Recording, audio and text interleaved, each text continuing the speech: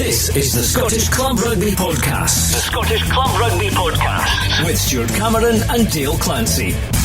Hello and welcome to the 12th edition of the Scottish Club Rugby Podcast, and as always at the start of the show we give a big mention to the teams who have gone through the season unbeaten so far. That's Garnock from National 4, the only team still with a 100% record, including try-bonus points, and another victory for them at the weekend, making it 9 out of 9, and Ayr and Orkney, the only other clubs yet to taste defeat. Well, join me again is Dale Clancy. We'll be looking back at last Saturday's results and previewing this Saturday's matches, and as always we begin with the Premiership. Hawick 21, Mar 15, Heriots Blues 31, Kelso 32, Jed Forest 7, Curry 31, Musselburgh 37, Inbrackis 35 and Selkirk 27, Hawks 23. So certainly on paper they all looked, apart from probably the Jed Curry one, they all looked like close games. But if we start with Hawick against Mar, that was far from a close game, but it ended up with Mar going home with a losing bonus.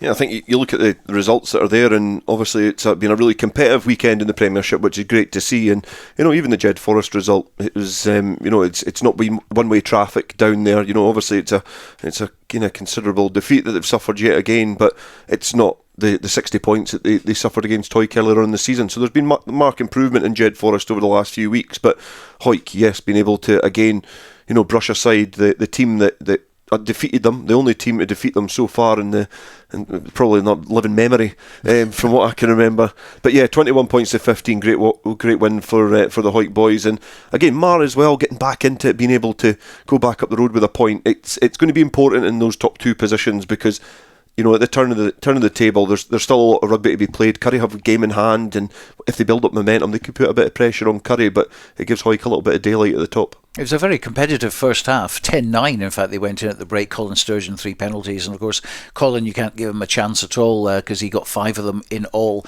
including one right at the death, which is obviously the one that gave him the bonus point. But lots and lots of uncharacteristic errors. I mean, could easily have been 40-50 points, so to see it end up at 21-15, quite a surprise. Yeah, but I think that just looking at the balance of the way that fixture went, I think it's remarkable that Mar could only score kickable penalties against Hawick, and that's something that changed from the previous game. Like obviously up at Troon, I'd said they've had their cage rattled, and I think that the reaction has been phenomenal from that side because they went through last season undefeated, and then coming at this campaign they get beaten by a near rival. So to not score any tries is quite a good return for Hawick to be so formidable in defence. So sometimes these uncharacteristic errors just become from defensive pressure, and certainly on Saturday defence won, and Hawick were able to accumulate more points. Yeah, no doubt about it. Hawick's defence were absolutely awesome. Not many will stop Mar from actually getting over the try line, that's for sure. Musselburgh Inbrackis was an interesting one as well. It looked, for all intents and purposes, that Inbrackis were going to win that, and then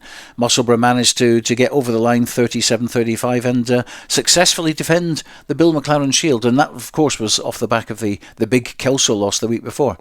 Yeah, I think we said about the Premiership at the last week's programme. There was a few games in there that were important for some teams to win to maintain that pressure, and I think looking at the balance of stuff, Musselburgh have been the only real team to really make last weekend count. A good win against a close rival, and backs to the wall victory, able to come back from a deficit to snatch the victory there, and it keeps the pressure on those top 4 positions. I think those places 3 and 4 in this Premiership campaign are going to be right down to the wire. Yeah, and Kelso of course against Heriots Blues, only 1 point in it. It was a draw the last time, so over 160 minutes they've only got 1 point between them.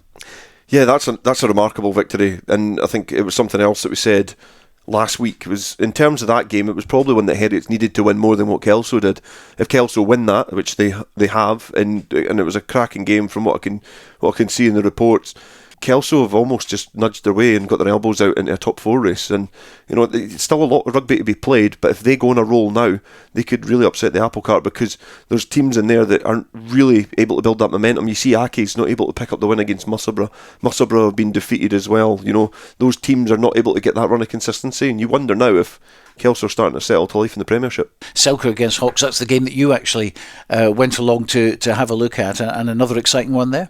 Yeah, it was. I was fortunate enough enough to actually watch it as a punter for a change, which was great. And I just live along the road from Philip Hawke after moving a few years ago, so it's a really welcoming club. I love going down and watching the games, and it was at the end when Callum Anderson scored the last minute winning try that I actually punched air a little bit, which I probably shouldn't be saying in a podcast when I'm meant to be covering rugby, but I'm certainly not a Selkirk fan as such, but for that little moment it was exciting to watch. And I think Callum Anderson's a really classy player. I really like him at 15. You do wonder if with the district stuff on the horizon, you put a couple of better players round about him, I think he'd be a really steady hand at fullback. So great that he got the try at the end. His performance all round was really good. There were scrum penalties in there that could have turned the game. The narrative of that game was really interesting, but Selkirk able to get over the line in the end. So how does that leave the league table? Well, Hoyk at the top at 46 points. In second place, Mar 42, so a little bit of distance between them now.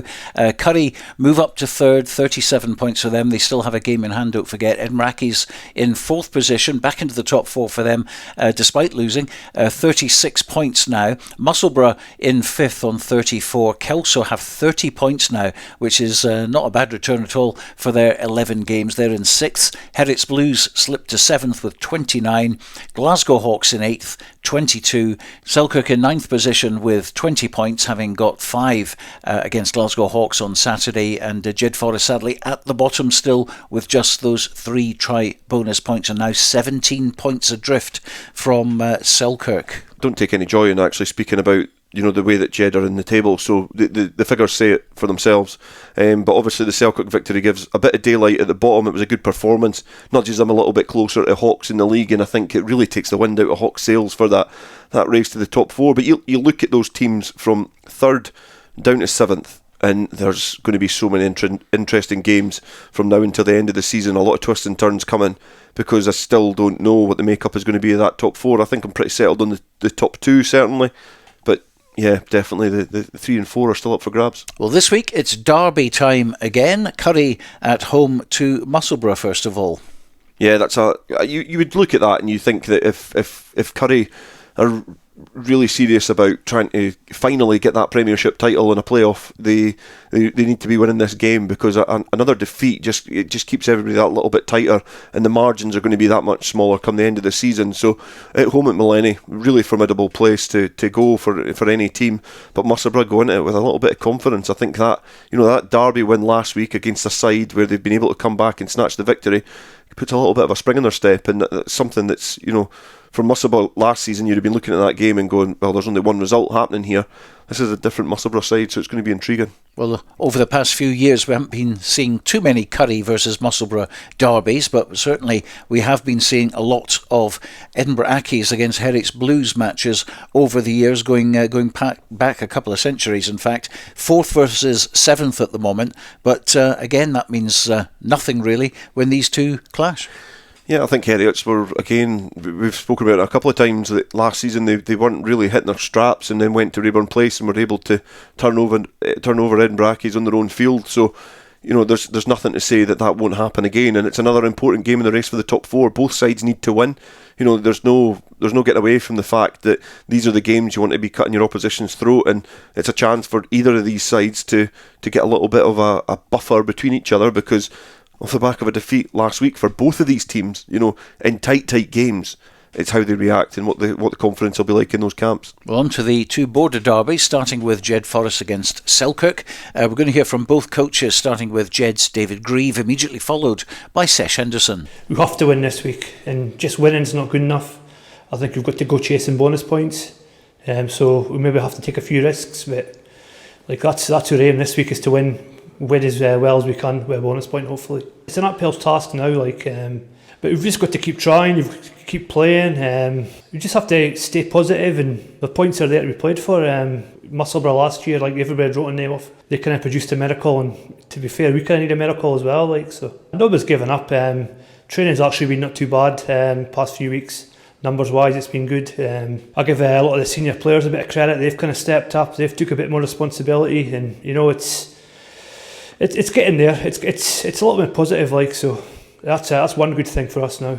We need everyone in the town that plays rugby to come down and help us out. I don't know the reasons. Everyone's got a reason, but we just need more help down here. We need more players, better training sessions. Because a knock-on effect, like if you get more people down, better atmosphere, and we just need that at the moment. Like everyone's got to kind of pull together. We've got to try and put at least 60 minutes together, and I think we'll be on with a shout. Like I think we have to give all the boys a lot of credit. Like a lot of them, they've got various reasons why they can't train. A lot of them have got young families and moving house and new jobs, but every time we need them, they come out and play for us, and we can't criticise their boys. Like we'd be lost without them. Like this week, like we just have to attack them. We've got no choice. We have to go out there and attack them. It doesn't matter what the conditions are. We just have to play positive rugby. We kind of talk about we're only performing for a half. If we feel like if we perform 50 minutes, 60 minutes and build it up, we'll win games. But it's kind of easier said than done because every team's kind of in their stride, and I still feel we're trying to find our stride at the moment. Like you look at like Jamie Ferguson, for example. He's went from a hooker to back row. He played at centre at one point against Selkirk, and now he's playing loose head prop. You know, he's doing really well there. And you look at like Hamish Stenhouse, he's only 18.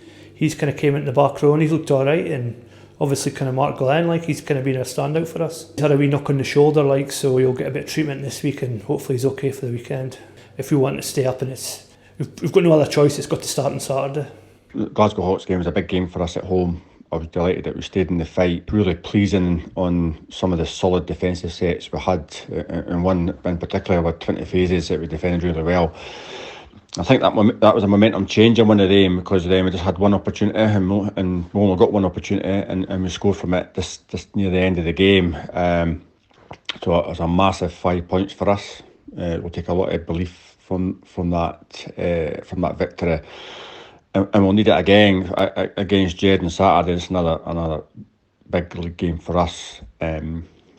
Border battle as well. So, what the type of these games will bring. But we've just got to concentrate on what we in our performance, and no get too enrolled in the border battle type stuff. But I know it's difficult to say, but we just need to think about our performance, our attack, and our defence. And hopefully we do enough to get over the line again this week, and then. If we do that, then that puts us back into the pack again. That's where we want to be. What we're competing in the pack above us, week in, week out. It gives us real momentum. But again, easy to say. We just need to go out on Saturday and put a massive, accurate physical performance in, and hopefully the scoreline goes our way. Well, we covered this one earlier in the season when it was played at Philip Hawke, and there were 100 points scored. Selkirk winning 65-35. Kind of rewrote the whole essence of a border derby, that one, didn't it? Because we were talking about turgid, horrible matches with 6-3 scorelines, and then it was 65-35. Yeah, they must be the only games I do for you, because I'm back this weekend. So it's I think that almost turned me into a horse commentator, because it was that fast flowing and it was open, and but it was a good game. I think in that game specifically, Jed Forest were really, really good up front, and they were direct, and they were causing a lot of trouble for Selkirk in defence. It was taking 2 or 3 bodies to get them down. They just weren't able to get the width. They weren't able to really test them out wide. So when Selkirk turned the ball over, they had a lot of good playmakers that were kicking them into positions. Callum Anderson being one, Aaron McComb was one. I think young Cam Eason was playing in that game as well. So they had 3 kickers on the park that were just picking, being able to cover the backfield and then put them in the right positions. So Jed ran out of puff eventually. And I think that's what they're alluding to there, is being able to stay in the fight a little bit longer. And as the season progresses, you get more fitness, you get more energy. And they'll be hoping on this occasion, especially being at home, they'll be able to have a little bit more legs. And the 60-minute mark is probably quite a good one, because you then just run off instinct and adrenaline for the last 20. But they need to make sure on that hour mark that they're still in the fight. But, it's a game that's a lot riding on it. If Jed Forest can't get a victory, that is them pretty much condemned to play National 1 next year. I think we can't look away from that, because when you look at the fixture running now, you look to see where those wins are coming, and this is one of those games that you look at and you think this is probably where a win should be coming for Jed Forest. So, Selkirk going into the victory over a team above them, I don't think getting back into the pack is, it's a good to have a target for that, but their season is almost spent. It's a matter of trying to keep Jed further away from them and just trying to build towards next year, because they can't realistically get into the playoffs. But it's a border derby. Jed have everything to lose here, and they'll just be chucking caution to the wind. Listening to them, it's going to be a great game. Certainly is, and we'll be there at Riverside Park for this one, for full live commentary. And if we're as entertained as we were at the last encounter between these two, then we'll certainly be happy enough with that. I don't think it's going to be a 6-3 game, this. Remember, we start on air at Rugby Radio at 1:30. Just tune in via the website at rugbyradio.co.uk, and you can click and listen from there, with 3.5 hours of live rugby covering all 5 divisions in club rugby across Scotland. Well, the other border derby is Kelso versus Hawick. We've had commentary the last 2 weeks involving Hawick, but our reporter David Ferguson will be bringing his popcorn along to that one. Let's hear from Hawick head coach Matty Douglas and first Kelso director of rugby Neil Hinnigan. This weekend we welcome Scottish champions Hawick to Poinder Park. It'll be a really big challenge for the boys. Obviously at Mansfield earlier in the season we were on the end of a heavy defeat, and obviously that stung a little bit. Trying to make amends for that. Hawick will be coming down with their usual confidence, and their league form speaks for itself. I think that's 9 on the bounce they've went, or something along those lines. So they are a formidable outfit, there's no doubt about it. A very physical team, well drilled, so we're going to have to be at our very, very, very best to get something from the game. Last weekend we had a good result away at Heriots, finally got our first away win. One we deserved through character. The boys probably didn't play their best first half performance, and we made a lot of sort of individual errors at times and a few bad decisions, and it just didn't really come together for us. But we were actually defending pretty well. Our discipline was good, but it took us till the last sort of 20-25 minutes to really get a hold of the game, and once we got into it in a big way, we just kept going, and in the end we managed to steal it at the death. And Heriots probably played as good a game as they've played for a little while, and they maybe deserved a win as well. So it was that tight. That's 2 games against Heriots, and only 1 point over the 2 games has separated us. So it's been a good tussle with them home and away. So that's built a bit of confidence now. But this week, looking at Hawick, we have quite a lot of unavailability, and obviously Bruce McNeil's still struggling as well. So it could be a bit of a reshuffle, but we'll see what happens. Try and get the best team we can on the park. Obviously, looking and reflecting back to last week's result, really happy with what we came away with last weekend. It was a top of the table clash, and look, probably pressure was on us a little bit, having what had happened at Troon the second game of the season, and Luke Marr were a point behind us. They were flying high, and I think for us to put in that sort of performance that we did kind of shows where the mentality of the boys are this season.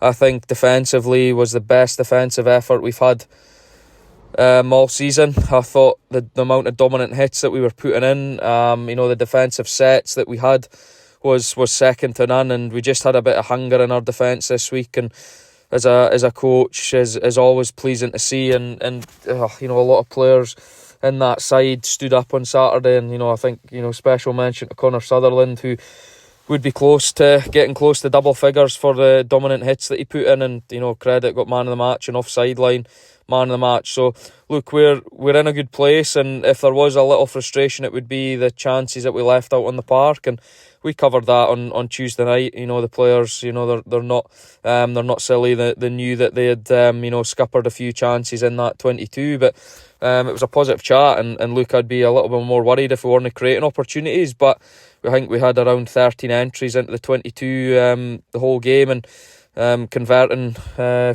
times some sort of points off of that probably should be more, and I think definitely can be more. But in comparison, Mar had 5 entries into 22 the whole game, and look, we gave them 12 points for high tackles as well. Colin Sturgeon was accurate with the boot, and we probably kicked ourselves in the foot at times. But look, we're in a good place. We played some solid stuff, and we move into a border derby this week against the Kelso side, who have won 3 on the bounce. They're a extremely tough side to beat at Poinder, and look, I think we're not taking this lightly. I've got a lot of respect for Bruce and Kev, and Eki Hinnigan for what they've done at the club, and I think they've got a group of players there that are playing for the jersey. So look, we're under no illusion and what they'll bring. Big solid pack, they've got an exciting back line, and we're going to have to be ready for it. If we want to come away with any sort of points, we're going to have to be at our best and back up last week's home performance, which we can, if we get our part right and we bring the sort of game structure and a bit of game plan that I know we can execute, then look, we're a hard team to beat, but we're going to have to do the basics first. We're going to have to win the contact area, we're going to have to win the set piece, we're going to have to win the gain line, and it's one that I'm excited for this weekend. Hoyk's not played at Poynter since 2015. I remember playing in a Scottish Cup quarter final there, and I'm not sure if we've played there since. So tough place, but look, for us, we've got another strong squad to pick from this week. No real injuries from last Saturday, so we're looking forward to it, and look, we'll give it our best crack to overcome a tough Kelso side at Poynter. Well, he said it himself, defence wins matches. Yeah, definitely. And Hawick have been, attacking wise, have been one of the most physical teams in the division, and over the last few years, and it shows you there against Mar, the defence has got them in a tight game, has been able to just stop them getting over the whitewash. A converted try, if Mar take one of their opportunities, Mar take the win, but the fact that Hawick have been able to hold them out, and also at times, in the vital times, been able to hold their discipline, has meant that they've been able to get away with the victory. But that just puts them in a good position. The games have been tight. They both won each, and I think that's the importance of home advantage. It's shown already. So when it comes to the playoffs, defensively, Hawick really strong at home there. But come the end of the season, it'll be intriguing to see what kind of fixture we end up with if they do make the final. And when they get the defence and the attack working together, well, we've seen already what can happen. 61-0 against Jed, 61-7 the last time against Kelso. It's a depleted Kelso side this time. It is at Poynter Park there. I'm pretty sure it's not going to be 61-7 on Saturday. Yeah, I don't think it will be. I think the difficulty that Kelso are going to face is the fact that I think it was Andrew Mitchell's try I watched back from the weekend, and the footwork from Lee Armstrong, and just the link-up play, how they can turn defence into attack so quickly, moving the target, spreading the field. Like they've almost got a bit of everything. They're essentially amateur rugby players, but they're top quality amateur rugby players, and they've got a bit of everything on the field. They've got a really strong scrum. They've got an abundance of talent at hooker, so their set piece is always strong. They can score from their own 22. If they're under a little bit of pressure, they can turn the ball over, shift it, break a few challenges. They're in behind a scramble defence, and that's where they punish you. So Kelso, with changing personnel, they're going to have to adapt to that pretty quickly and make sure that they shut down Hawick at source. That's what Mar wanted to do. Stop them getting ahead of steam, shut them down at source, and they just weren't able to at the vital times in that game. So it's going to be an interesting game because of the changes of personnel. I just think with Kelso at home, yeah, we won't see that one-sided scoreline that was seen earlier on in the season. That was a baptism of fire for the Kelso team, you feel. So they're well versed now. They know the level that they're meant to expect, and I don't think that matters if there's some players going to be dropping out. Yes, you lose some quality, but the level of expectation has been set for that club. Hawick, of course, have done really well against Kelso in the first game, really well against Jed Forest as well. Selkirk, though, over the past few years, they seem to have they know how to play against Hawick. Yeah, they do. They've been the sticky team in the borders for Hawick. The draws at the start of last season, I think they defeated them the year before, or there was a fixture in there where Selkirk particularly weren't playing well and were able to have a really close game against Hawick. So yeah, Selkirk have been the bogey team, but Kelso are now in the Premiership. They're at the top table of Scottish Rugby. They've had a really good start to the season, as you say before, 30 points accumulated after 11 games. They've lost less games than some teams above them. So those two draws, they've been important draws for them. They could almost be, the thing that separates them come the end of the season, but they're in the conversation. And if you think about a bit of progress from National 1 going into the Premiership, if you were chatting to Big Eck and going, look, at the turn, there's a chance you're going to be in contention for the playoffs, you'd bite your hand off. And that's what they are. They're there. We're chatting about Kelso realistically being in the playoffs. If they could spring a surprise, that would put down a marker for the rest of the division. Well, we've spoken about a couple of capital derbies in Edinburgh, a couple of border derbies. What about the West Coast derby at Fullerton Park, 2nd against 8th? We can get the words from both camps now. Kenny Diffenthal is on holiday back in South Africa, so this week we hear from Mar's Stephen Adair, and then Hawks head coach Andy Hill. Training this week has been focusing on the parts of the game against Hawick on Saturday where we thought we were poor.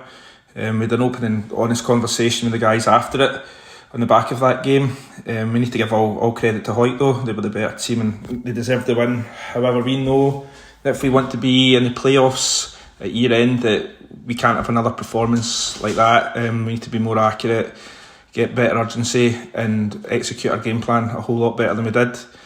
Hawks this week it's going to be a massive game. It's going to be a big physical battle. Andy and his team, we know what they're like. They've done their homework on us. I would say their position in the league doesn't really justify them as a team. We know the threats that they pose. They have a big physical pack. Their backline's well drilled. So this will be a huge game. It's also got the added bonus of being the West Coast derby. So we know that we need to front up on that. We also need to make sure that we execute what we practice during the week, and our discipline needs to be at 100% if we're looking to come on the right side of the scoreline on Saturday. Saturday was a particularly hard result to take against Selkirk.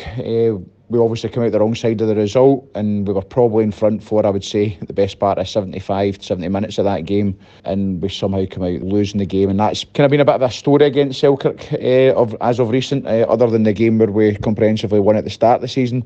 The other three games have probably, across the course of the 240 minutes, I reckon we've probably been in front for about 200 minutes of that, and we've lost all three games, and Saturday was indicative of that. We had the control part, whereby when the ball was kicked to us with 2 minutes to go, we managed to field that kick, and with that all we need to do is maintain possession and kick the ball down there and either ask Selkirk to try and score from 70-80 metres out, and instead we give them a line out 10 metres out from our own line, and they managed to have a good bit of playing even there with numbers up, and we don't really finish off the tackles to try and make sure that they don't get the offload away and score. But credit to Selkirk, at the end of the day it's the result that matters, and they came out the better side of that. This week we obviously take on Mar down at Fullerton. We are totally aware of how important and how big a game that is going to be for us. It's something that we've never done. We've never won down at Fullerton since I've been in charge. Even when I was coaching the old Premiership, I know we lost when we went down there. Saturday will be an interesting game for us to go and see where we're at. There are a few changes to the squad. There's a few guys that have finished their long-term injury replacements for the futures. Craig Nolan and Callum Ferry, they'll come back into the squad. Ewan Muirhead has been released as part of Boroughmuir Bears, so he's obviously a player that we know well, having played with us last year. He'll come into the squad as well, and Eric Davey in the next couple of weeks will no doubt come into the squad as well, having been with us last year, and once the final finishes with County at the weekend. But this week we're without, from the looks of it, Stephen Leckie. He's going to be out with a broken rib he suffered against Selkirk. Lewis Stuart is having to work this weekend. Ryan Howie, that started at 7 at the weekend, sustained a concussion, so he's out. The other one was Paul Cairncross, is 50-50 at the moment with a dead calf, to see whether or not he'll manage to pull through. So it's going to ask a lot of the squad. It's going to give guys an opportunity to try and come back into the squad, some guys to try and maintain positions in that squad as well, because these guys coming back in will obviously be looking to try and get their spot back, but it gives guys an opportunity, guys who have been actually wanting to see how they're going to cope under a lot of pressure this weekend at Mar, because we know the type of rugby they play. They're going to be physical, they're going to be up front and confrontational with us, so we need to pick a squad that's going to obviously try and combat that, and obviously still be able to play the brand of rugby that we know, whereby if we play it, we know we'll cause Mar problems, as we did that and should have come out the right end of the result in the first part of the season. But kind of the story of our season so far, we've just not managed to finish games off. We've not managed to sustain a long enough period of time where we've been on top to really run away with a game or come out the right side of some of these really close results. So that's what we're going to have to try and do this weekend against Mar. Andy Hill, and before that Stephen Adair making his debut on Rugby Radio.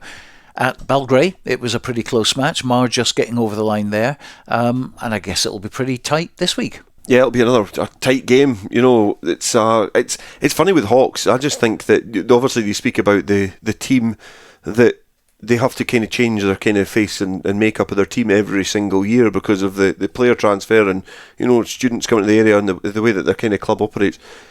They manage to get some big boys every single time. They're always a big team. I was watching them at Philippock at the weekend, and they've got a really, really big pack. They had a really big lad in the wing as well. He scored a great try. It was a really well worked try. A little chip over, bounced up nicely. Good footwork from the winger, and they just have that strong side. They've got a really big team, so that's going to be a little bit of a contrast.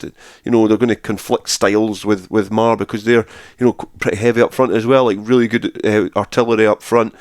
I just think Mar just have a little bit more creativity behind the scrum. So, Andy Hill's mentioning there how difficult it's going to be, to go to Fullerton and pick up the victory. He can't recall a victory in the Premiership against Mar on their patch. So he knows what they need to do, and they need to bounce back from that defeat against Selkirk at the weekend. But Mar as well, they'll be licking their wounds from their defeat, and they'll be wanting a reaction. So another attritional battle. It's interesting to hear, though, the conversation there about some of the Super Series players returning back. So some of these teams' fortunes and what have you, they'll start to change, and they'll put a different complex in the league, which sometimes is slightly disappointing. But it's interesting to see some of these players coming back, especially some of the young futures players that you're hearing there. They just need to be playing rugby with some older heads, I feel. Let's have a look at National 1 then, and the results from last week. Ayr 40, Biggar 22, Dundee 38, Glasgow Accies 47, GHA 22, Gala 42, GHK 17, Melrose 32, and Watsonians 27, Highland 17. Lot to talk about there. Ayr marching on again, still unbeaten, and Watsonians beating Highland, and crucially that gap at the top has increased from 6 points to 11. Yeah, that's a big weekend in National 1, and I think it's almost been, we're just watching kind of Ayr skip off into the sunshine back to the Premiership and do it with a bit of class as well. Obviously, another weekend where they've put on a lot of points. They have conceded some, so they're not bulletproof, but they're still able to get the win, and that's the thing. And we did say about Highland, how are they going to be with the consistency on the road, and it's now been something that's probably been their undoing, is a defeat against Watsonians on the road at Mireside in a place where they probably would have fancied their chances. I think they've probably travelled to more difficult places this season and put in better performances, but 27 points to 17, they don't leave with anything, and that means that Ayr get a nice 5 point steal on them this weekend and put a big bit of daylight at the top of the league. Both, of course, have still got to beat each other at home and away, but Highland now have to do the double, you would think, and make sure they don't slip up again, because if Ayr were hot favourites before last weekend to get promoted, then they're pretty volcanic this week. We were saying about the fact that if they were able to keep that consistency towards the end of the season, we've kind of got that 10-point game. The great thing about rugby is that it's not like you just get 3 points and the other team get nothing. I think just you can still salvage something from the game. So, it might have only been a 4 point turnaround in the end. They might have been able to steal that off of Ayr. But how it's happened is the fact that they've put a big cushion. They realistically have to go on a really impressive run from now until the end of the season. They've got to defeat Ayr twice, and they probably have to hope that not only do they steal points off them in those games, they slip up somewhere else, and just don't see it happening. Gala and Melrose both getting wins in Glasgow. That's not something you hear that often, and that's 3 victories on the bounce for both of them at the moment, sitting up 4th and 5th. Yeah, good victories as well on the road, especially for Gala. I think they've blown a bit hot and cold, and against a team like GHA, they're almost in the same boat. They've certainly not set the heather alight this season. We're coming down from the Premiership, so good wins on the road for both of those sides, and it's almost, you just keep an eye on the results, and they're interesting fixtures, but not a lot to play for in the middle of that table, even though it's at the halfway stage. And Dundee scoring 38 points against Glasgow Accies. Not many teams have done that this season, but Accies back to their high-scoring best again. Yeah, Accies, they've demonstrated that they're able to score points and score tries, but from a Dundee point of view, at least if they're getting defeated, and on a weekend where GHK were unable to pick up anything, Dundee able to pick up a bonus point. And the league table has Ayr at the top, 10 out of 10, 48 points. Highland in second on 37, Glasgow Accies in third, 33. Melrose just 1 point behind them now with 32 points in fourth place. Gala in fifth, they're on 28 points. GHA dropped to 6th, 25 for them. Watsonians in 7th, 24 for them. Biggar in 8th place with 17. Dundee also have 17 in 9th. And GHK bringing up the rear with 2 wins out of 11. And they're on 13 points. Now, obviously, we've talked about the top end of the table. Down at the basement, it's looking pretty grim for GHK, who have played a game more, 4 points adrift on Biggar and Dundee, who seem to be in better form at the moment. Biggar are starting to go in a little bit of a running result. Dundee are scoring points and scoring tries. Have almost turned the tide, but GHK went the other way. They started okay in the season, and then they've not been able to really hit their straps after that. So the interesting thing always about the bottom of the table is that getting a win's it's so difficult to pick up. You don't know when your next win's going to come. So some of these games are really, really important as you travel through the season. So even though they do have that game more, I don't think at the bottom of the table that matters as much, because they're at a premium victories at the bottom of the table. So there's still a lot of things to do. I think that the other teams up above them, certainly that victory for Watsonians gives them a little bit of daylight, and you'd imagine other teams are clear now. So it's going to be between one of those three teams that are going to go down into that too. Well, this Saturday's games in National 1, starting with Dundee. They're at home again, but this time against Ayr, so it's 9th against 1st there. Dundee competitive, but it will be a major shock, I think, if they can stop Ayr in their tracks. Let's see what Ayr head coach Grant Anderson has on his mind this week. A good win for us on Saturday. It was quite a big day at the club actually, with the Bulls in the semi-final. And we actually had 2 big lunches and stuff like that, so one or two of our boys were a wee bit nervous, I think, actually. It was interesting to see, but obviously we're into kind of the second round of games. We had looked at Biggar. Obviously they have a number of guys returning to play. They've also got Borthwick back in there, so a different team largely from the one that we played up there. And I was pleased with the victory. It was a kind of ugly victory, if I'm honest. It wasn't perhaps the way we would want to play an attack. Obviously we didn't have our standoff, and Gauzy was filling in at 10. He actually did well, but I was pleased with our physicality. Biggar are a really physical team, one of the most physical teams in the league. So I was pleased that we were able to match them, and especially our carries in the first half and attack, we were able to probably maybe outdo them a wee bit with some of the things that we were looking to do. I was pleased as well with some individual performances, much like last week. A number of guys putting their hand up for selection this week, and the depth of quality we've got in the squad now is really, really pleasing. Again, everybody's got a real understanding of what we're trying to do in games, and depending on who we're playing against, how we're trying to do things, throughout the game. So I'm pleased that it is obviously still evolving, and although we've had a largely positive start to things, there is a lot of learning there for us still to be doing. So no one at the club, certainly that I'm involved with, is getting ahead of themselves in any way, shape or form. We had a really honest conversation last night doing a review process, and actually there was a number of things that I'm not overly happy with that we could be doing better. So like I said, and I've said to you many times, we want to keep standards as high as possible. We're looking for competition for places, and I'm looking ultimately for people to make an impact, either starting or coming off the bench. Our bench has been a real strength for us in the last 2 weeks. I've really felt that when we've made changes, they haven't weakened us at all. So that was a real positive that we highlighted last night, and something that I was pleased with. In terms of the challenge that Biggar gave us, we knew what they were going to do in terms of their attack and their defence. I think everybody knows that it's a kind of feature of their team. They're a hard team, they're physical, but I was happy with the way we met that challenge, and I was pleased to get the 5 points again. Our attention now turns to Dundee away, which is always a really tough fixture for anybody, especially this time of year. I'm not really sure what condition their pitch is going to be in, so that'll be a challenge for us. Obviously, they've played against Accies last week, and by all accounts, they've done quite well to score that many points against a good Accies team. So they have their own strengths, obviously, like every team in the league, and we need to make sure that we approach the game with the right mindset for an away trip, and also with the right targets and strategy that we want to play. When we played Dundee at home, that for us is probably one of our worst performances for me. So I'm really looking for quite a big contrast in kind of our attacking style and our defensive style, and how we're looking to approach that game. Because like I've said, our D did not function that day against Dundee, where we're actually really quite poor across the board. I know we won, but at the same time there was lots of that I was not happy with. So I'd like to meet Dundee head on and come away hopefully with what we want to come away from that game. Again, Dundee will pose some challenges. I've not had a chance to look at their team, but I would imagine with Eunice being back, etc., that it might be slightly different to what we faced, when we played them first time round. So again, we'll deal with that challenge in those circumstances when we get up there. But we're looking forward to the game and looking forward to keeping our momentum.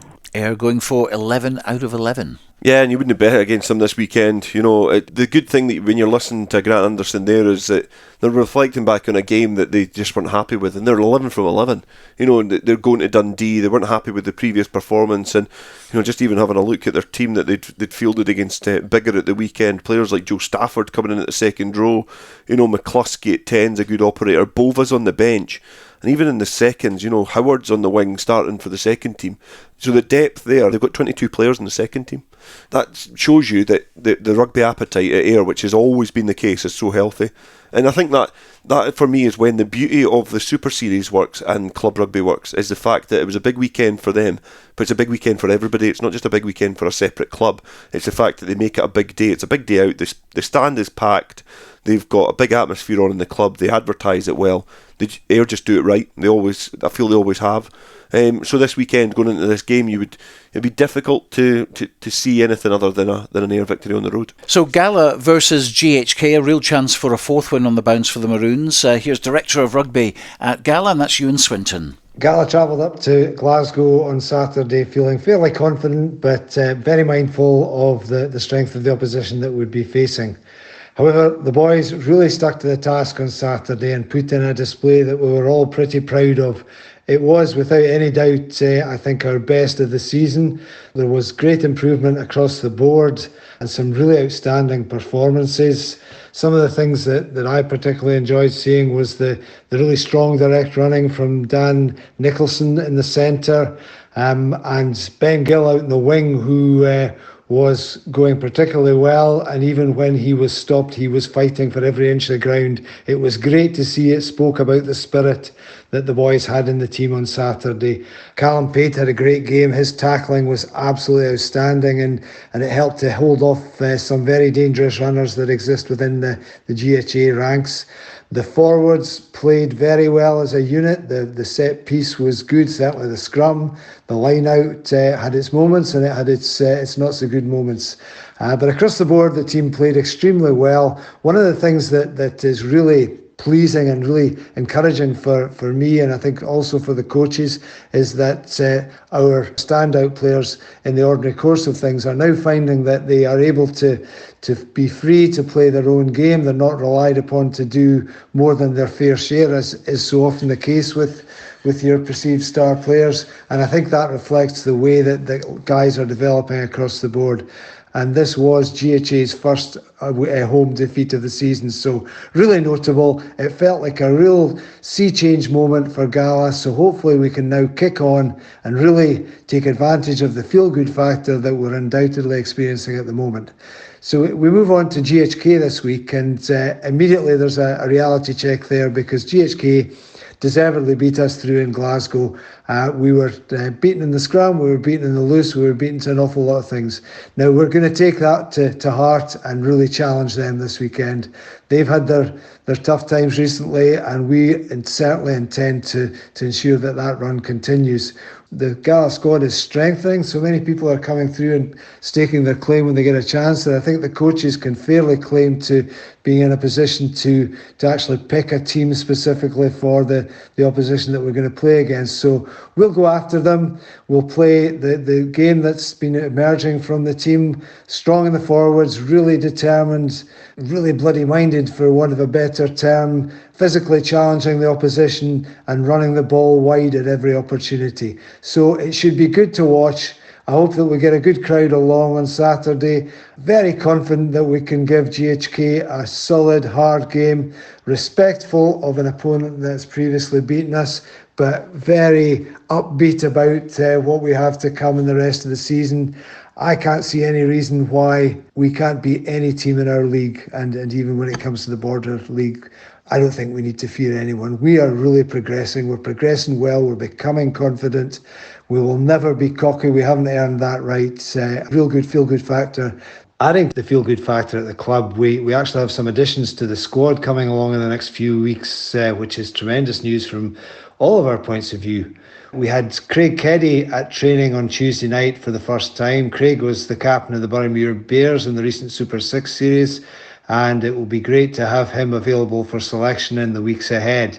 It will be entirely down to the coaches and him when he joins the fray. Added to that, we're also expecting the arrival fairly imminently of an 18-year-old scrum half from New Zealand who is coming in through the SRU Academy system and has been allocated to Gala. I don't have a name for you for him yet, but he will be a welcome addition to our squad, and hopefully he'll start to earn some game time in the weeks after his arrival. That's not to say he'll jump straight in. Jack Niven is currently doing a great job for us, and we're grateful to him for all that he's doing there. So nobody will be guaranteed a place, but to strengthen the squad in that way and to continue to have ambitions to strengthen the squad in that way is a tremendous thing and a great sign of the progress that we're making. Ewan Swinton there, and Craig Keddy back at Netherdale. That's a real plus, isn't it? Yeah, it definitely is. You know, he's been a great servant to Boroughmuir and Boroughmuir Bears over the last few years, and you know, obviously captaining the side in the Super 6 and the Super Series, and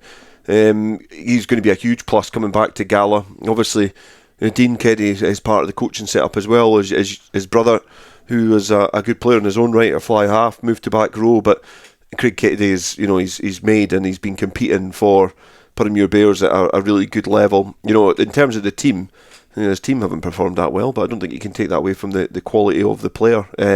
Played him years ago. He was always a really difficult character to play against, and he'll be a welcome addition back in Gala. Glasgow Accies against Watsonians, 3rd against 7th. Can Watsonians take their home form on the road to Glasgow? They've played 6 away and drawn 1, lost 5. Yeah, it's an opportunity for Glasgow Accies to continue what's been a remarkable season in National 1. Watsonians obviously beating a team who was roundabout, a team in a position roundabout similar to what Glasgow Accies are in the table just now. So it's not a foregone conclusion that the Glasgow Accies are going to run away with this. Watsonians have shown that they're able to compete with teams in the league, just not being able to show that consistency. So home advantage you would think will count here because Glasgow Accies have been high scoring, but Watsonians, how they've been over the last few years in any makeup of their squad, be it semi-pro or be it in the club game, they're good rugby players and they like to play a good brand of rugby, so it should be a good game no matter what, no matter what the outcome. It should be an interesting game at Glasgow Accies. Highland versus GHA, 2nd against 6th here. Highland unbeaten at home this season, and this is one they simply have to win, obviously, after losing last week at Watsonians. And of course, the only other team to beat them was GHA, so they'll certainly be wanting to take them back to Canal Park in Inverness and give them a good hiding. Yes, I think to maintain interest at the top of the table, Highland certainly have a social duty, a moral duty this weekend to pick up a victory, but that's not the way that rugby works, and GHA are the only team to defeat Highland other than obviously last weekend's result.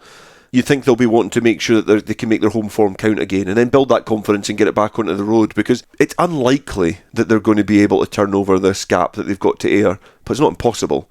As long as there's a chance, they'll keep plying away at it. They'll keep trying to make sure that they narrow the margins. So this is a must-win game for them. They need to make sure that they defeat GHA, but they're no mugs. They'll not roll over and get their bellies tickled. So it's going to be a tough game at Canal Park. Melrose versus Biggar, 4th against 8th. Melrose after a 4th win on the trot as well against a team they've already beaten heavily at Hartree Mill, but this is a stronger, bigger team now who've won 2 games now. But let's bring in Melrose coach Ian Chisholm, see what he has to say this week. The game probably struggled to find any rhythm and flow up at Annie's Land last weekend. I think both teams conceded well over 10 penalties, and it's always pretty difficult when it's a high stoppage game, and as a result of it being a high stoppage game, we probably didn't get to play with the possession we'd have liked. That first 20 minutes, it's seen us pinned in our own 22, and I think we probably conceded 7 to 8 scrum penalties, and luckily for us, we never seen anybody go to the bin. But for the little possession that we did have, I really thought we were ruthless, and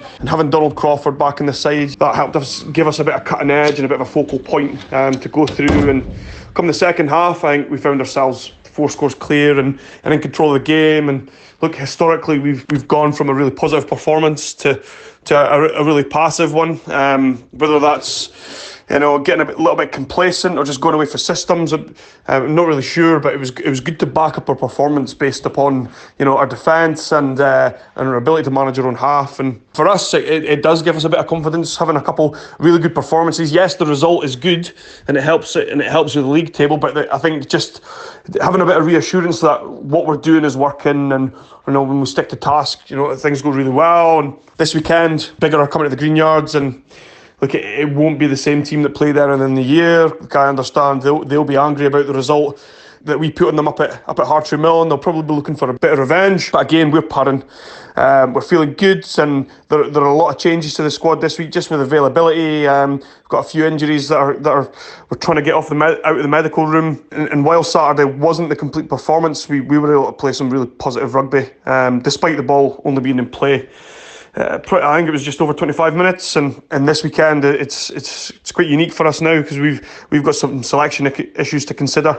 We're only allowed to name 3 players in our matchday squad who've been named in a Super 6 squad in the last season, and 5 doesn't go into 3, so there are boys that need to rotate out the squad and into the second 15 this weekend, which doesn't really make sense, but look, that's how it is. Kieran Clark was the player that missed out last week So he'll come into the squad, and then from there it's just about making a decision based on who and what is best for the team and is best for this particular game. But look, we're excited about the challenge. We're excited to be back at home.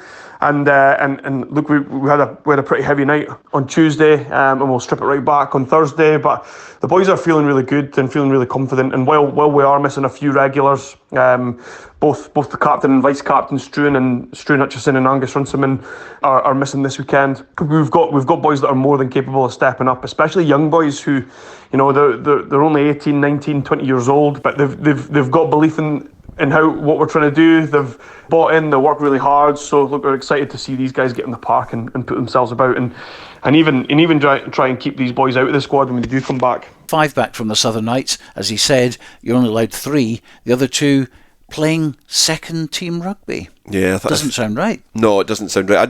There's loads of ways you can look at this, because it's a strange rule, because you want players playing rugby and you want top quality players playing at the highest level. So there's a couple of ways you can look at it. There's obviously allegiances to Melrose, and then the players go back to that club. But if they've been playing semi-professional rugby, there's other opportunities to play higher up the food chain and go back into the Premiership and perhaps play for one of the other clubs. And that sometimes might help the quality of the players who'd be willing to go the other way as well and play for the Southern Knights in time. If we look at like Donald Crawford, who I did notice was in the squad last weekend, he's been one of the most vastly improved players, I think, in the Borders over the last couple of years. I think he's really, really improved his game all round. He made a real big impact for the Southern Knights as well.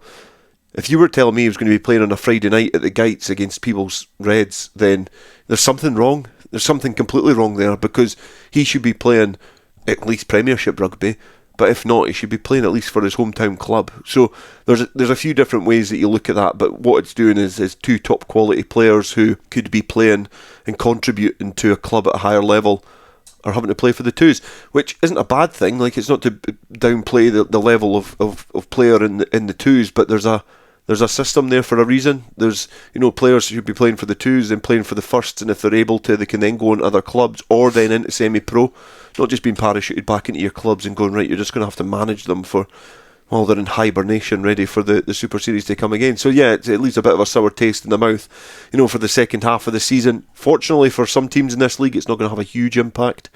But for some teams, this could have big ramifications in terms of how the rest of the league campaign plays out. Well, let's move into National 2 and last weekend's results. Falkirk 32, Newton Stewart 49, Gordonians 20, Peebles 31, Lasswade 33, Kirkcaldy 27, Stewmel 26, Berwick 3, Stirling County 47, Aberdeen Grammar 28. So Newton Stewart coming up on the rails now, serious contenders after 2 losses at the start of the season, which I think from memory were against Falkirk and Lasswade, who are obviously 2 of the other clubs going for promotion, but they've won their last 7 and Falkirk lose the top spot.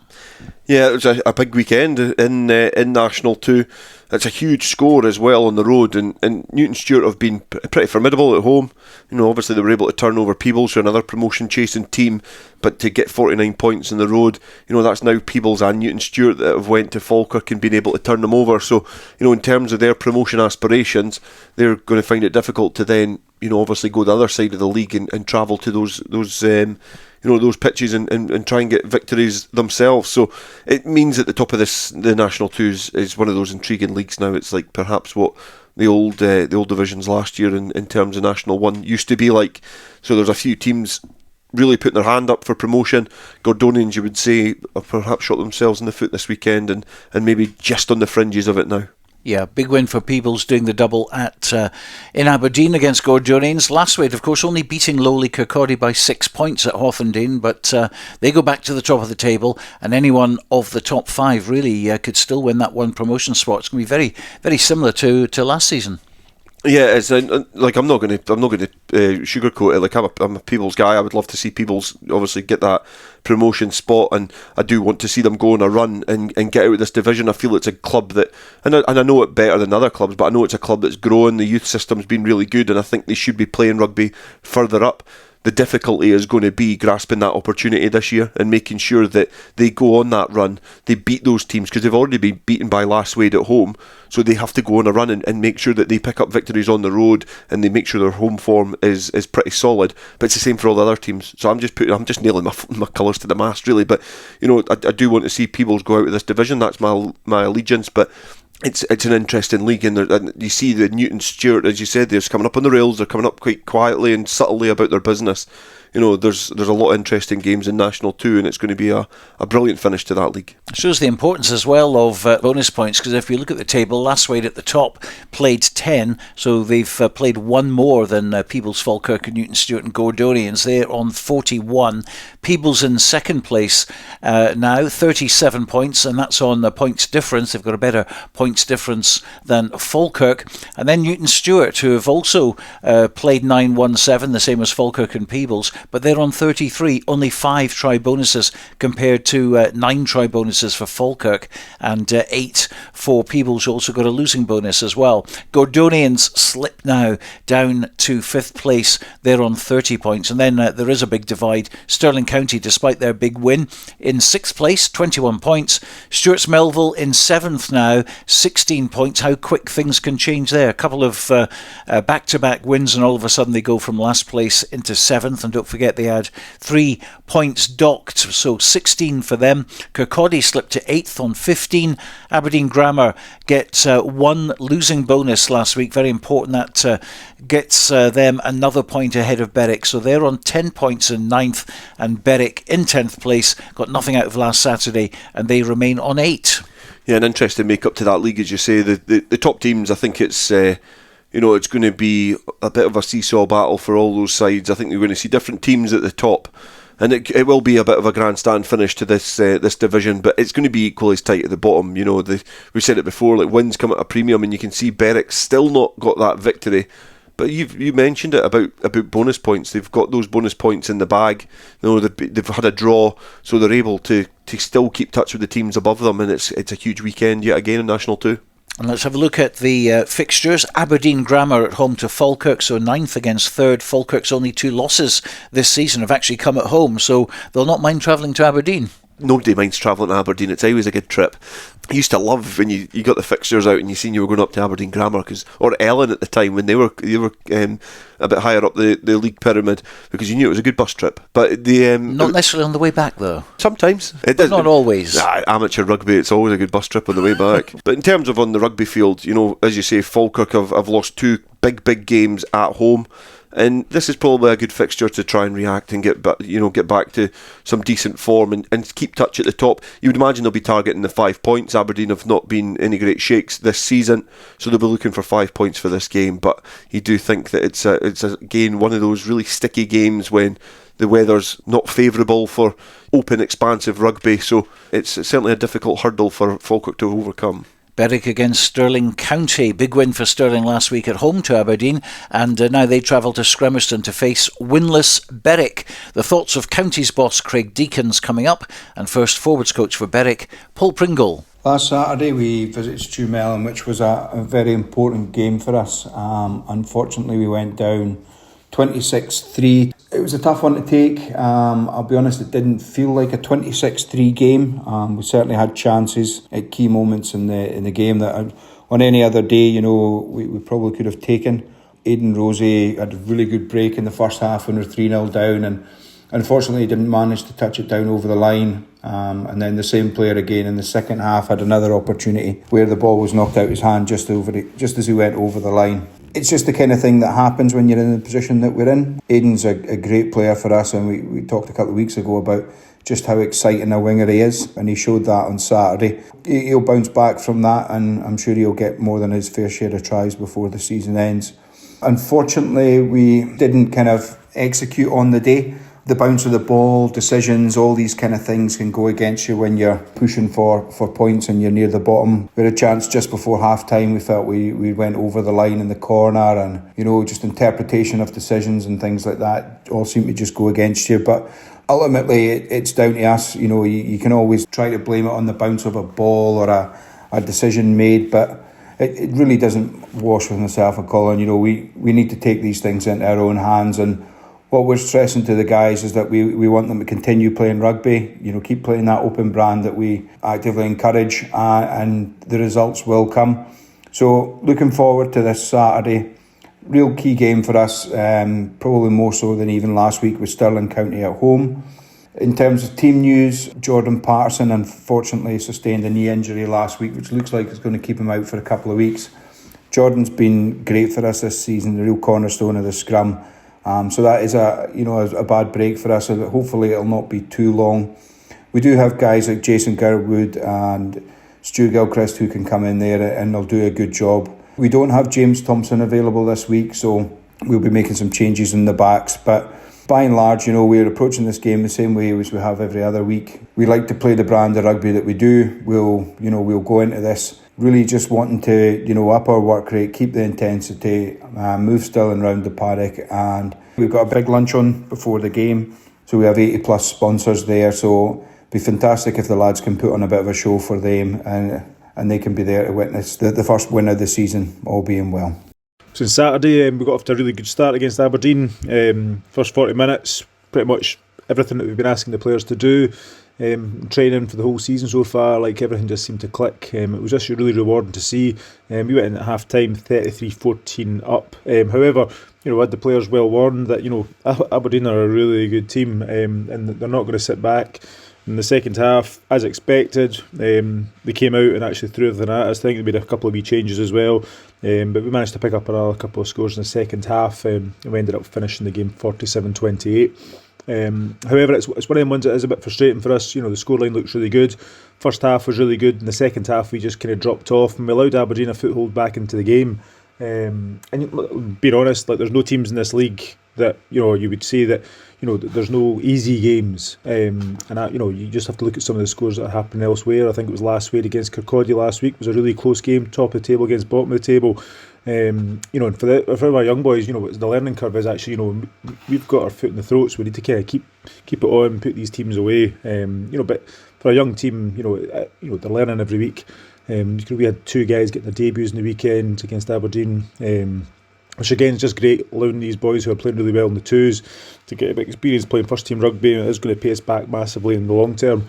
Even Saturday against Aberdeen, Ramsey Scott, our young 7 who's come through the youth systems, he got man of the match from Aberdeen. He was awarded that, which was great. He's a young boy who's playing really well and he's getting his rewards, and hopefully he'll take confidence from that and take it on to this week. Also, we're playing Berwick this weekend down at Scremerston. We played them at Stirling County earlier on in the season. It was a really physical, hard-fought game. We managed to pick up the win, but it was we know what they're going to deliver this weekend. You just have to look at some of the results Berwick have had this year, especially at home. They've played Peebles, Newton Stewart, Falkirk, and Stumel. All these games have been really close. So it's home advantage is a big one, especially down there. They've got hospitality this weekend, so it's going to be a big day for the players down there. However, we're going down there wanting to back up what happened last weekend for us against Aberdeen. We're going down there wanting to play the kind of rugby that we want to play. It is going to be a hard physical game, but the players that we've got, hopefully we can go down and do the job. There's a couple of injuries from last weekend, so a few of the boys coming back in that have featured already this season for us. To date so far we've used 45 players, which is really good. We're giving all these young boys that experience, playing from the seconds, playing up to the first 15, all these young boys coming in. And the good thing now is, we're picking up a couple of injuries, but we're bringing guys in that maybe have featured 2 or 3 games earlier on in the season. So it's another opportunity for them, the guys, to come in, make a stake for the jersey. So hopefully this weekend we can go down, get the job done, get back up the road. Stirling are pretty comfortable and pretty settled in the league. I think that listening to the conversations there, I think that from a Stirling point of view, I think they do believe that they obviously go into this favourites, and Berwick are poor this season. Not in an unsavoury way. I just think that they think they're the better team, which is completely fine. But then that means that Berwick just have to react to that. But then also Stirling have obviously mentioned there that they know it's going to be a big day. The hospitality, it's amazing what that does to a team. It is amateur, but that's your stadium, that's your place to perform in front of the locals, and your family, your friends, and that's what should give Berwick that little bit extra this weekend. Whether it's enough to get them over the line in a victory against this county side, I don't know, but certainly it's another huge game. You think that with every weekend that passes at the bottom of a table, if results don't go for the team on the bottom, there's a chance it can be doubled by somebody else picking up a victory. The wider the margin becomes at the bottom of the table, the more desperate you become. But at the moment, it's manageable, and I'm sure Berwick will be getting that win at some point soon, and they'll be hoping it's this weekend. Newton Stewart against Lasswade, match of the day in that division for sure. Newton Stewart going for 8 on the bounce against the team at the top of the table. Yeah, match of the day. It certainly is, I think, in this division this weekend. Newton Stewart at home are really, really, really solid. And I do think Lasswade are going through that little bit of a patchy spell at the moment where they have kind of, they've stolen a march on every other team in the division. They started off really strong, but I think now some teams have not figured them out, but the aura around them has fallen away slightly. But Newton Stewart have went on a terrific run of form, but in terms of their home form as well, one defeat against Falkirk at the opening weekend of the season, and from then I was certainly one of the guys talking about Falkirk as probably the favourites from this division. It's turned out to be a slightly different narrative in this league. But Lasswade have got to travel there. Peebles came unstuck earlier on, and you just see the kind of how volatile this league can be, because Falkirk have been poor at home, defeated twice by near rivals. They then go, Newton Stewart have to go to Falkirk. They're defeated, so Lasswade have got a job to do this weekend and to try and pick up that victory at Newton Stewart. Amazingly, at Bladnoch, their home ground, Bladnoch Park, the team that's given them the most problem this year is Aberdeen Grammar. Yeah, and obviously that the Berwick result in there as well is pretty tight. So there's 2 tight games against teams towards the bottom of the division, and that's obviously home and away at Berwick, where that was at Scremerston. But that just shows you how difficult this league can be. And you look back at the obviously Deacon's saying there about the teams. There is no easy game in this league, and I think that rings true, especially when you look at the results that Newton Stewart have racked up this season. And the other game is Peebles against Stewart's Melville. Peebles back at the Guides, playing better than ever after a mid-season glitch, but Stewmel getting better every week. They took the chances last Saturday against Berwick. Alex Haggart, Stewmel head coach, is always good value when he talks to us, as is Peebles head coach Graham Patterson. We can hear from both of them now, starting with Graham. So last Saturday's game against Gordonians was something that we knew was going to be a tough challenge. The circumstances, the game, the journey up, getting ourselves in the right mental state. But we got over those hurdles and obviously prevailed with a good win in the end at 31-20. How the game went was very much first sort of 10-15 minutes was both teams really feeling out where they were. What we did see and started to impose was a bit of a better kicking strategy. We had the 2 main kicking threats in Ross Wolfenden and Donald Anderson at the back at 15. They really did play a big part in that, in maintaining our field position and soaking up pressure and being able to relieve a bit of pressure from our kicking game.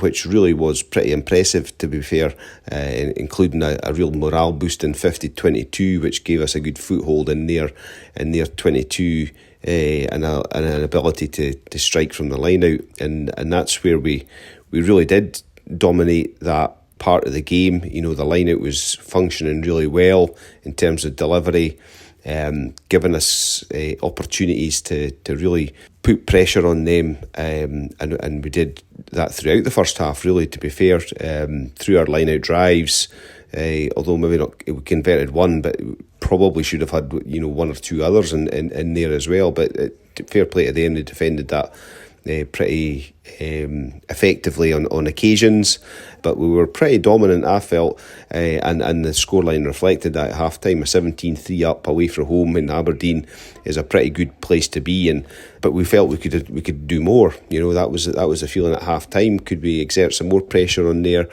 After the break, we really did keep up the pressure and play some good rugby then. The kicking strategy worked pretty well in terms of relieving that pressure, and their prop was red carded in about the 50-minute mark. High tackle, which the ref dealt with. So I suppose sometimes it happens, it galvanises the team that's had the red card shown to them, and it really did energise them. And they actually threw caution to the wind and played some really wide and expansive and sort of carefree rugby, which on occasions we really struggled to deal with, and it really put us under a bit of pressure, to be honest. It ended up a 31-20 victory, them scoring a couple of tries in that sort of mad 10-minute period where they really did chuck the ball around, and there were kind of breakout sort of tries.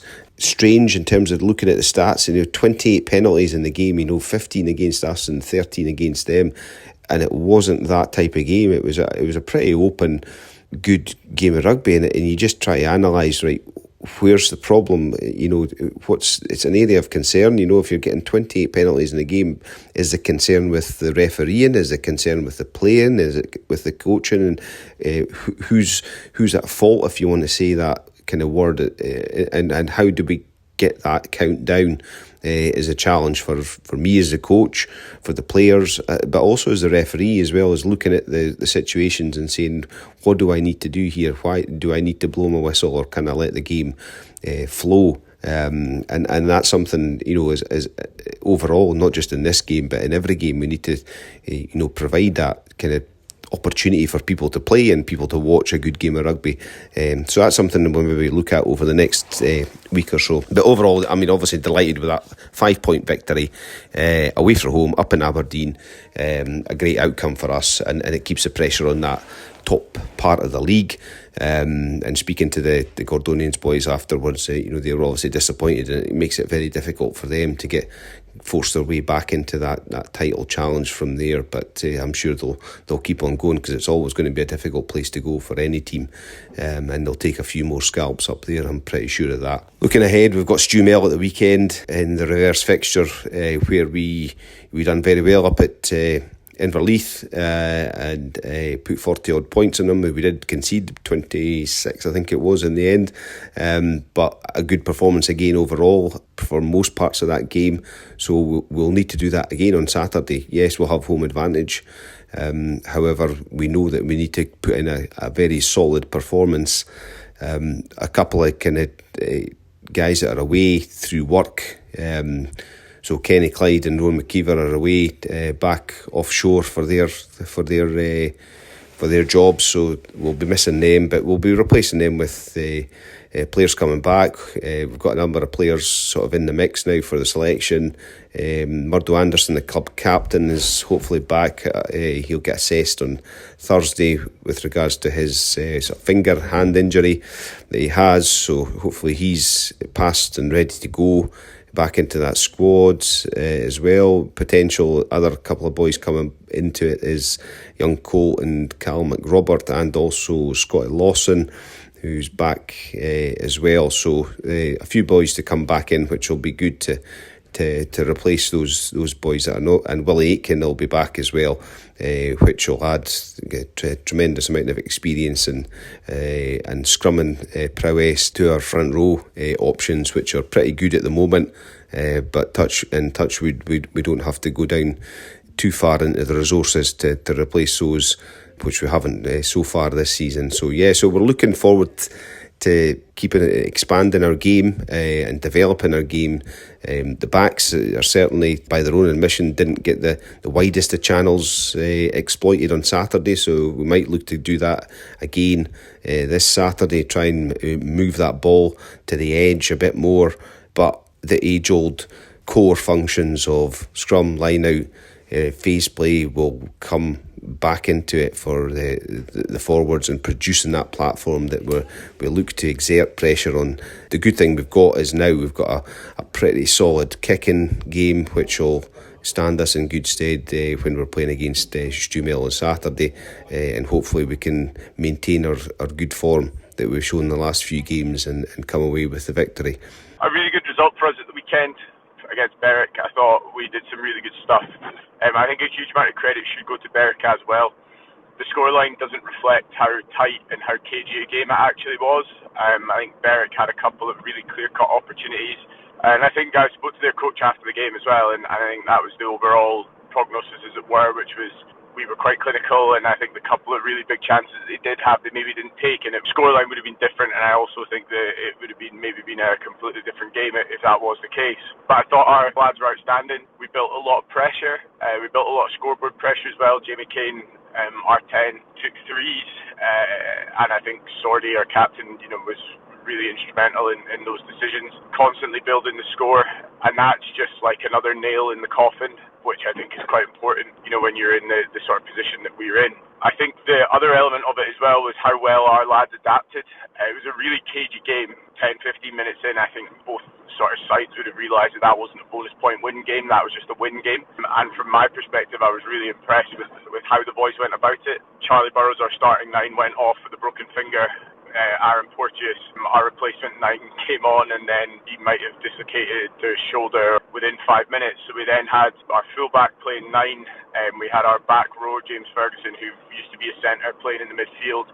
We had to overcome and adapt quite a lot, and I was really impressed with the lads, how they kind of went about it, and their mindset was definitely like, let's make sure we get the win first and anything else second. So that was quite a mature way of going about it, and I think something that was probably quite commendable. Looking into this week against Peebles, they're flying. I think, to be honest with you, one of the things that we had spoken about as a group was this second part of the season is a chance for us to maybe show to other clubs what we're all about. I think that was something that really frustrated the lads, was that you get an 80-minute snapshot to show other people what your team is like. And I think all too often in the first round of games, we didn't show other clubs and other oppositions what our strengths were and how good at rugby we actually can be. So I think from our perspective, and I know the boys are desperate to do this, I think they just want to go out and I think they want to show people that there is a rugby team in there. We're well aware of the challenge, like going down to the Gites, playing under lights at 3 o'clock on a Saturday. It is quite a tough place to go and play rugby. They're flying high. I think they've got a really good young standoff playing for them as well. So, we're well aware of how good they are and what their ambition probably is this year.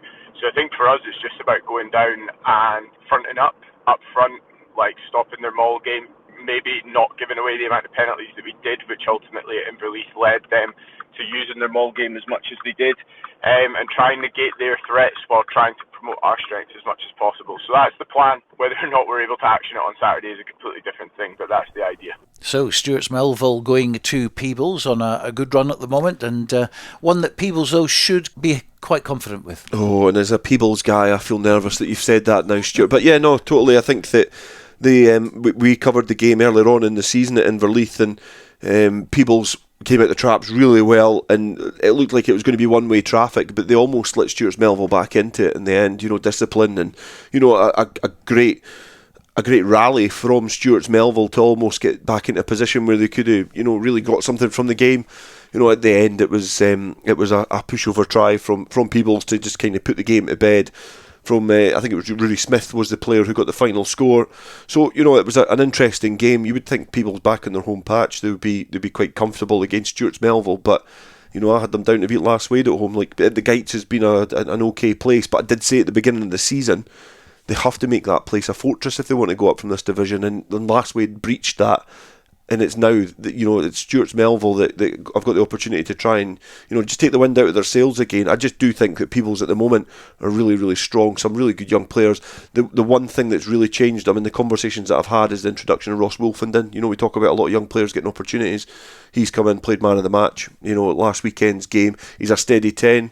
Ross Wolfenden's been told to go in and control these games, and he seems to be doing a really good job of that. So obviously Peebles are in a good position to have a player of his ilk coming through to take over the mantle from players like say Greg Rayburn and Donald Anderson who've served the club really well over the last few years, but there's a bit of new blood there, which is great to see at the Gites. National 3 then, Boroughmuir 83, Dumfries 12, Hamilton 10, Howe 545, Hillhead Jordan Hill 27, Allen Glens 25, Orkney 50, West of Scotland 24, they remain unbeaten, and Preston Lodge at the top of the table 47, Cartha Queen's Park 14. So Dumfries clearly going through a crisis at the moment, leaking over 80 points 2 weeks running.